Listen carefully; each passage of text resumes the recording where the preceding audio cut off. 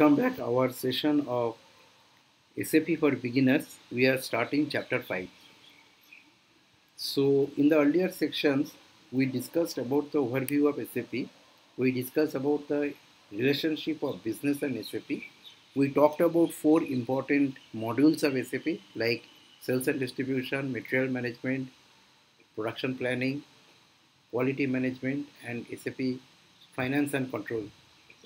But now what I am thinking, instead of dwelling more on the other modules, which are also important, I should actually spend some time with the technical aspect of SAP.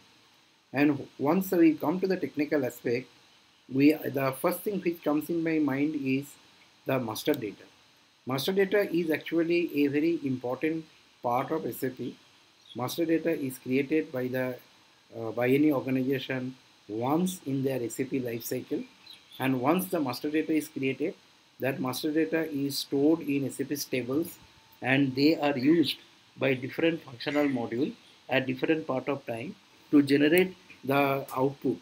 For instance, if you are creating a sales order, you need the master data. You need to enter the master data, and against that you need to enter the quantity, you need to enter the price, and the sales order is created. If you are creating the invoices, you need master data. If you are creating a production order in PP module for production purpose, you need master data. So master data is something which is very critical. So the SAP module and master data put together, they make something which is called SAP transaction, and the result of the SAP transaction is known as SAP transaction data, which is stored in different tables of SAP actually. So master data is actually the is the foundation, if I can say so, is the foundation of the SAP performance, and it runs across the entire enterprise resource planning software, all models. And as it is always told that from master data we will create the transactional data, and from transactional data we will create the reporting for the business, and those reportings are used for the purpose of taking crucial decision for the business. So therefore master data is the, if there is any error or if there is any omission in master data, then the reporting will be wrong, and there will also the operational issues will be there because the transactional data will be wrong, and since the reporting will be wrong, it will actually affect the health of the business, the decision making capability of the business, because decisions taken without any facts and figures, based on the only some kind of hunches or some kind of gut feeling, is never a good decision. Decisions are always based on the data, and master data is the fundamental of that. Now when we go for master data, what exactly is master data, we will go there actually. So as I told that SAP master data, there are a some of the areas where master data are used, and I have written a few of them. So I start with the most important one, which is the material master. And in the material master, there will be some there is some kind of classification we do, the basic classification, like there can be general data description. If you want to create a material data, you need to have the description of the material data. You need to know that what the material is for, what's the unit of measure for the material. Okay, unit of measure is something which is used in SAP for purpose of that, to measure the quantity, quantify the usage of the material for that purpose. So unit of measure is very important. And once you create a material master, you cannot change these informations, because suppose you are creating a material master using MM01 code, and afterwards if you want to change the unit of measure, it is very difficult. You'll have to actually because on that material there will be a lot of transaction, and those transactions will have a valuation, so it is very difficult to change the master data. So then there is something called quality data. So when you are creating material data, you should also write down the attributes which are expected for that material, so that when the SAP QM module passes through that material, the material master, they can actually verify that the quality which was attributed to it and what has come up is exactly same, or if there is any variance. Then there is any classification informations, and all other views are important, and those classifications maybe you need to run through that whether that is those material master is actually used for the purpose of semi-finished material or they're used for the raw material. You need to do that. And for the same material, we also need to attach what is the sales data for that material, what is the plant related information, which storage or warehouse this data has to be stored, and finally the valuation and costing of the material has to be put there. Now the same material master, when you come to the supplier and customer, you'll have to actually, you need to think that if you go to the supplier and customer, you need to create either the customer master, which is called the customer master data, or which is called the supplier master data. In S4 HANA, when we will discuss, we will say that SAP actually has done away with the conception of customer and vendor, and they are actually telling all of them as business partner, because in true essence they are actually business partner. But anyhow, those particular data, like instance, what is the central information? Central information may consist of the name of the company, it may consist of the address of the company, it may consist of the contact person, his phone number, his details, his identification number. And then another important is that what roles that person is, that company is playing, what are the products he is actually dealing with. If he is a vendor, then what are the type of items he is selling to us. If he is a customer, then what are the area, what are the business model he is connected. And then also there is tax number. So every country, has their respective tax information, tax rules, and whatever partner we are aligning, we should actually find out that what is the tax information attached to them. Then those from which industry sector they are coming, what kind of relationship they are expecting for the company, and if they are supplier, then we also need to assign them that what are the general data we should consider for them, what are the company code data we should take, what kind of purchasing data.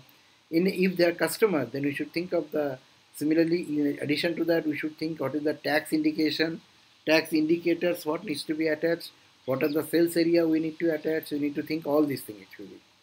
And then finally, there is another area which is important is the financials, because in financials I was telling when I was discussing the FICO module that we need to create the general ledger account, we need to keep the chart of accounts, we need to give the financial reporting structure, balance sheet, P&L statement.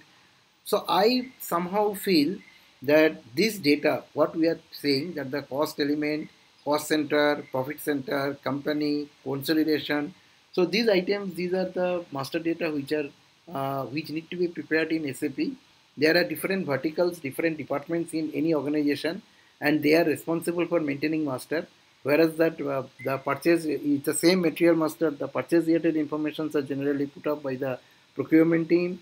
The plant related information or production related information are put up by the manufacturing team, or maybe if there is any financial cost related data, maybe the costing team, they put up the information, and in all together there is one master data which is ready, which can be used by many people actually. So as you see, the master data are so critical to the organization that there is something called MDM, master data management governance strategy is in place in SAP, where once the master data is decided to be created, it cannot be created by each and every person. It can be created by a dedicated team who has got the overall view of the business, and before creating a master data or before changing anything in master, he has to obtain the approval from somebody. Because once you create the material master, you hardly delete them. What you do actually, you actually put a block to them. So when you put a block to that material master, that master cannot be used anymore for any kind of transaction. But normally it is not deleted because those master data are linked with the old order. And as per government regulation, if we are actually doing the transaction once, the transaction and transaction record is supposed to be kept for more than 8 years. So it is very risky for any one of them to delete the master data. But yes, we can create the master data, and those master data can be used, can be blocked, can be amended, and those things can be done actually. Another important point in master data, what we normally come to if we go towards that.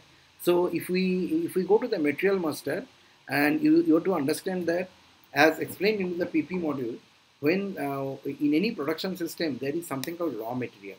So raw material something that is actually used for the purpose of manufacturing some item, and those are the item who are converted into the finished good. So raw material obviously is given as a German name as ROH. Raw material is something which is used in the material master. They are fundamental, and then there is a changeable area is the HALB, HALB, which is semi-finished, because it may so happen that there is a semi-finished is that using raw material before reaching to the finished good, you can actually create a material which is created, kept in the semi-finished stage, and they are kept for quite some time. It may also so happen that if there is no opportunity to sell it, convert it into the finished good, we can actually sell the semi-finished item also. Those business processes are also possible, but primarily semi-finished materials are made so that when required, we can actually get into it in the finished good and we can do it quickly. Then there is another kind of material we create, which is called the bought-out material. Bought-out materials are not really the type of material which this company manufacture, but they are required for this company to go for the creating the finished good. So for this purpose, what we will do, we will actually create the bought out item, and we will create this item from the market, from some of the suppliers. And when we create the suppliers, we actually attribute them with some particular material master, and they will be stored in some place. So obviously, when we create the vendor master, these vendor master will contain the detail of the vendor. We create a vendor master, and after we create the vendor master, we can actually align that with one of the bought out items also. So then the last and most important is the finished good, because finished good is something which gives you the revenue, which after selling that you generate the money out of it. So finished goods are normally related with the product. So if you are doing if you have a product, if you have a company who has a product, and that product you can create different variant of the product using different finished good, or there can be same product but with different specification. So another finished good can be created. So finished goods are ultimately, because they are the property of the customers, because customers consume the finished good, they will order us beyond based of our finished good number. So finished goods are extremely critical to maintain actually. Now, one thing we need to realize, as I told in the first video, this SAP, when you are creating one client, and after client there is a company code, and then after company code there is a controlling area, profit center, then after that there is a plant, then there is a storage location. If you see, remember this hierarchy, then material is actually attached to a storage location first, because you should know that where the inventory is available. So to know that, it is necessary that the material can be attached to the storage location, and that it is possible that material is also attached to the plant, because then we know that which plant it has aligned to. And tomorrow, if the same material needs to be used by another plant, there is a method in SAP which is called extension of the material. So you can extend the material to that particular plant. So since this material number and the and also the vendors are also linked with different plants. So if one vendor is available in one plant, and if another plant needs to order on that vendor, once you create the vendor, then you have to go and create the vendor, extend that vendor to another plant. When you are creating a material master, or when you are creating a vendor master, you need to collect a lot of information from market, because as far as vendor master is concerned, as I told you that there are many fields which are particular to the vendor. For instance, vendor's identity detail, or for instance, vendor taxation detail, for instance, vendor's detail pertaining to the vendor's business model, business type. So those information, taxation detail, those information are collected from vendor. And after we collect the vendor, in organization, you should have a very strong change management process where somebody responsible approves those vendors to be created in the system, or approves those material created to the system, and then you create those master data in the system. So master data governance is a large subject. There are many tools. There are SAP itself has given one tool called SAP MDM governance, which gives opportunity to manage the master data in a very systematic manner and ensure that if there is any duplication is not there. Like for instance, there is I just give an example. let's say there is an organization called Larsen and Toubro Limited. Now we are creating a customer master. Somebody will create Larsen and Toubro Limited. Somebody will create L&T Limited. Somebody will create L&T. So what happens if you create same customer with different name, different nomenclature, and because customers are linked with the bank account. So suppose one customer is linked with one state of India, and and the same customer is also linked with another state of India. Then the tax detail and the bank account details will be different. You create two customers. So what happens actually if there is a credit problem, because the customer is same, right? Whether he is operating either in India, US or UK or Europe, the customer is same. Their balance sheet is same. Their credibility, their capability to give you the payment is same. But if you're creating many customers, and therefore what will happen in one division, he may be doing business with the customer, and he is giving them payment, and he is saying that the credit worthiness of the customer is good. But same customer, you have just simply changed the name by L&T Limited, or maybe some other L&T is one of the name, XYZ Limited. You keep the name, and then probably since there are many customers created in the system, it becomes very difficult to actually understand that whether the customer the payment due from the customer, account receivable due from the customer, to get a consolidated view is difficult.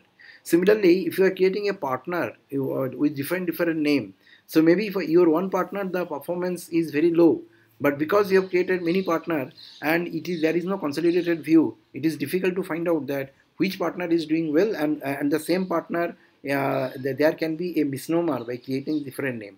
So similarly, if you are buying a table, I'm just giving an example. You are buying a table. Now you create a table, one material code. Let's say 1000266. One material, one table. You have material code. Tomorrow, some other department wants to buy a table.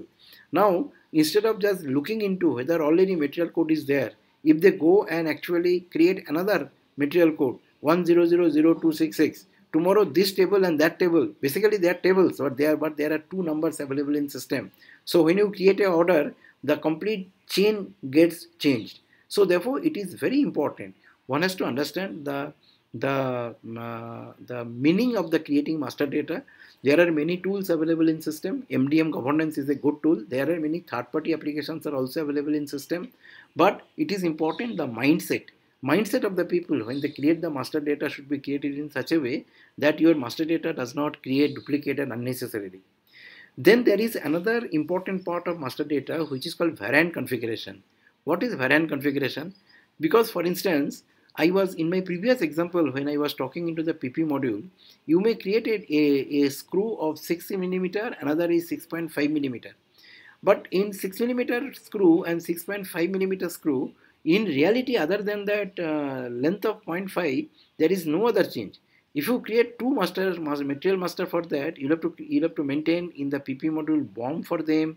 You have to prepare the record for them, valuation for them separately. Instead, if you create a variant configuration, then one particular we can create one material and you can create another variant for that actually. So there is in the SAP costing, there is something called material ledger. Material ledger is something which actually finds out material wise whether we are making profit or we are making loss. So if the material ledger has to work fine, it actually requires a lot of granular level cost to come into the system. That means every part which is used to make that material, every small part, every bought out item, all the cost, all of them should come automatically in the system, so that system gives you the view of the MIS view of how much you are making profit of the material. Now if you are not careful of the creating master data systematically, if somebody does not have a good method of doing the synthesis or compilation of all the masters, or if there is no system by which you can find out that what are the different mistakes are happening on different kind of masters, or because of the duplication of the master happening, then not only the records gets more, but also the business focus also gets lost. So master data governance is a subject which is very important, and many organizations are spending lot of dollars to ensure that master data is in right place. I shall stop here for the master data, and maybe in the next video I will connect for the other technical area, how the data in SAP is stored and what is the SAP architecture. Thank you. Thanks for you as of now.